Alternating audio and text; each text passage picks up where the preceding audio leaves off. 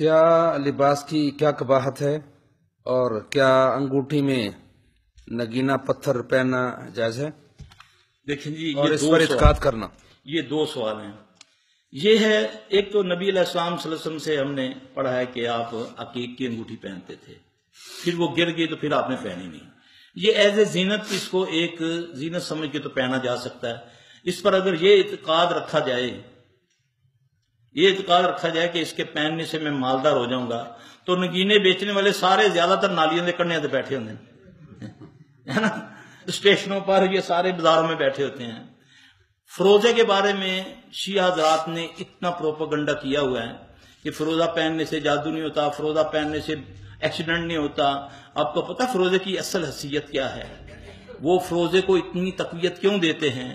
فروز ابن حلول لعنتی جو ہے، وہ جس نے حضرت عمر رضی اللہ عنہ کو شہید کیا تھا، یہ اس کی نسبت سے فروزے سے پیار کرتے ہیں، فروز کی نسبت سے۔ ہاں جی، تو پھر ہم بھی فروزہ دیکھ، بڑا زبردست فروز ہے، ایران چو ہے۔ ہم نے دیکھا حرم کے اندر یہ بیچتے ہیں، فروزے کی تسبیحیں اور اس کے دانے بیچتے ہیں یہ شیعہ لوگ۔ سبحان اللہ، اللہ اکبر۔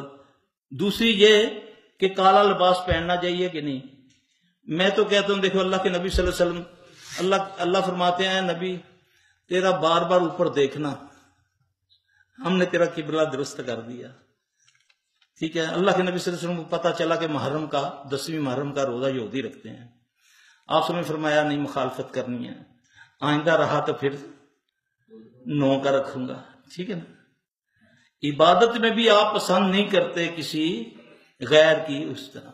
تو یہ لباس کالا زیادہ کون پہنتے ہیں؟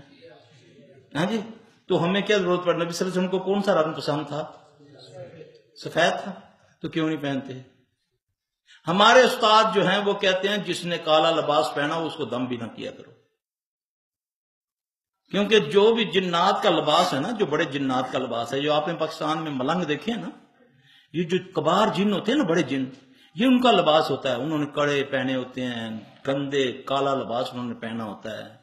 اور اسی 2 حدیثوں سے بھی ثابت ہے، وہ جو اپنا اللہ کے نبی صلی اللہ علیہ وسلم نے جو دعا فرمائی، تو وہ جو بھاگی جا رہی تھی ادھر جوفا کی طرف، اس نے بھی کالا لباس پہنا ہوا تھا۔ جو حضرت خالد بن ولید نے عزا کو قتل کیا، تو اس کے بارے میں فرمایا کہ کالے لباس والی میرے سامنے ایک عورت آ گئی، میں نے اس کو قتل کر دیا۔ تو اس لیے میرے بھائی، نبی صلی اللہ علیہ وسلم کو جو پسند ہے وہ ہماری پسند ہونا چاہیے۔ عورت جو برقع پہنتی ہے وہ کالا ہوتا ہے، اس کا جواب کیا ہے؟